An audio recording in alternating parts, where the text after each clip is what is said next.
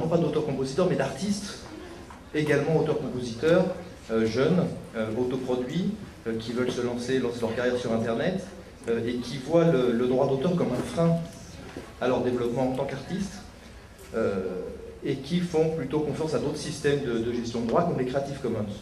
Il y a eu beaucoup de discussions là-dessus, entre la possibilité de passer par la SACEM ou d'éviter la SACEM, en évitant aussi de gagner de l'argent avec ses droits d'auteur d'ailleurs. Est-ce que la SACEM a évolué sur la façon dont elle pourrait accueillir ces jeunes artistes qui au départ commencent en étant Creative Commons et qui à un moment où ils sont connus auraient envie d'être protégés par la SACEM, protégés et rémunérés?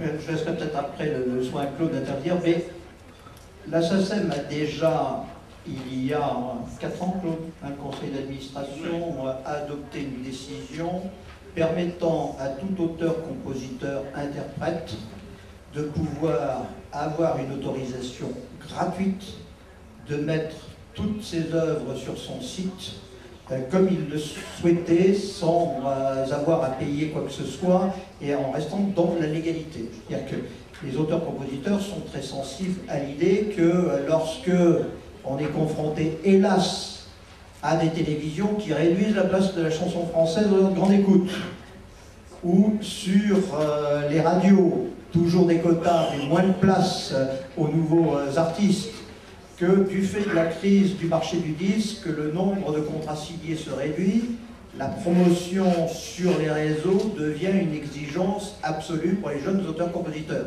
C'est-à-dire que la SACEM est la première à être consciente de cet aspect des choses. C'est la raison pour laquelle nous avons beaucoup bougé, et nous avions fait la proposition d'ailleurs dans le cadre de la mission Zelnick, de passer un accord avec Dailymotion. Quelle est la meilleure solution que de dire à Dailymotion, vous avez une responsabilité financière, à tous les artistes, tous les auteurs-compositeurs, vous pouvez mettre toutes les œuvres que vous voulez sur Dailymotion, et en même temps, on vous assurera une rémunération. Je veux dire que c'est du gagnant-gagnant pour tout le monde. Possibilité de diffuser et capacité d'être rémunéré. Nous négocions aujourd'hui, je dis, avec les logiques Creative Commons pour trouver des situations de ce type. Et il y a un élément fondamental qu'on a avec eux qu'ils doivent comprendre, et je pense qu'ils comprennent. C'est qu'un artiste-interprète peut avoir dans sa vie un seul succès. Pourquoi vous me regardez? Non, je parle pas de Claude. Je parle pas de Claude, il en a eu trop, lui. Donc, il a tellement eu que le cas. Mais un seul succès. Est-ce que dans une logique où vous avez accepté que pour tout ce qui est échange non commercial, ce soit disponible à tout jamais, que vous perdiez à tout jamais le droit exclusif d'autoriser, d'interdire et d'exploiter votre œuvre, vous risquez de perdre le revenu de toute une vie sur cette affaire. Nous ne souhaitons pas que pour nos artistes ou pour nos auteurs-compositeurs soient dans cette situation. Nous essayons de trouver une solution avec Creative Commons qui puisse les protéger de cette manière-là, en assurant des revenus sur le plan commercial tout en leur permettant de se promouvoir, mais s'il y a un succès, de voir comment ils peuvent récupérer la pleine paternité de leur œuvre.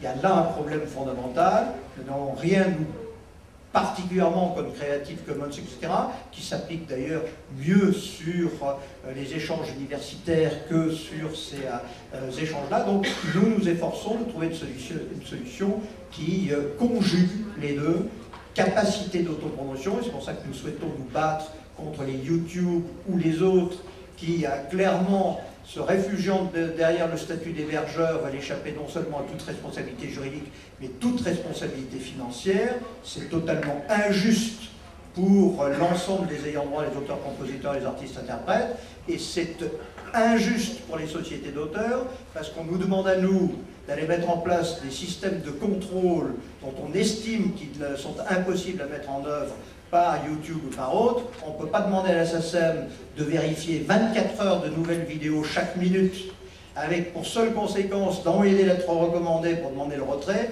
sans aucune compensation financière. C'est quelque chose qui est inacceptable. Si on estime que YouTube n'a pas la capacité de le faire et de le filtrer, comment peut-on demander à chaque ayant droit de mettre en place ce type de police, de le gérer et de payer le coût. C'est inique et injuste, donc il faut trouver, là aussi, c'est dans les suites, je pense, de la mission Zelnik, un élément sur lequel il faudra revenir.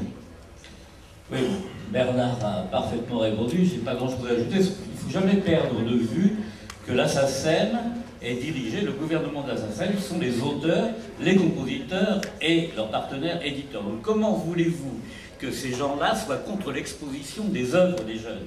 Bien sûr que non. Donc bon, on est absolument pour. Donc bon, effectivement, la politique de la SACEM, c'est celle que vient d'exprimer Bernard. Effectivement, il y a le Conseil qui, il y a 4 ans, a autorisé cette exposition à partir du moment où il n'y avait pas d'éditeur, pas de producteur partenaire d'un jeune auteur-compositeur. Bon, on a des accords avec Deezer, hein, bon, donc les œuvres passent en streaming, mais bon, il ne faut pas en attendre non plus un retour économique extraordinaire. Là, j'ai un de mes amis, Dominique Pancratov, qui a une chanson qui s'appelle Les Bêtises, vous connaissez peut-être.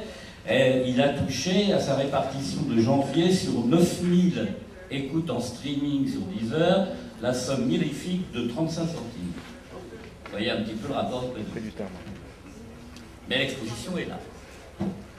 Je ne sais pas si elle a répondu sur la question complètement des rapports entre les licences Creative Commons et la SACEM, sur la possibilité, par exemple, que des artistes qui sont à la SACEM puissent diffuser des œuvres en Creative Commons. Je crois qu'elle n'existe pas aujourd'hui. Nous sommes en négociation avec... Est-ce qu'il y aurait une voie de gestion collective que pourrait prendre en charge la SACEM de licences de type Creative Commons? Alors, nous sommes en discussion avec eux pour voir si des solutions se frappent. C'est une question qui n'a pas encore été évoquée au conseil d'administration, puisque dans cette maison, c'est le conseil d'administration qui débat et décide de toutes les questions sur l'avenir, et essentiellement, puisque là, je veux dire que c'est l'avenir, la rémunération, l'équilibre sur les auteurs-compositeurs. Donc c'est un sujet qu'on débat avec un esprit d'ouverture, qui est de se dire comment on peut répondre à la fois aux besoins et aux demandes légitimes d'auteurs-compositeurs qui veulent avoir une autopromotion,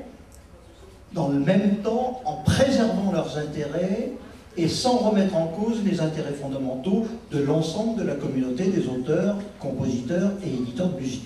Donc c'est cet équilibre qu'il faut trouver.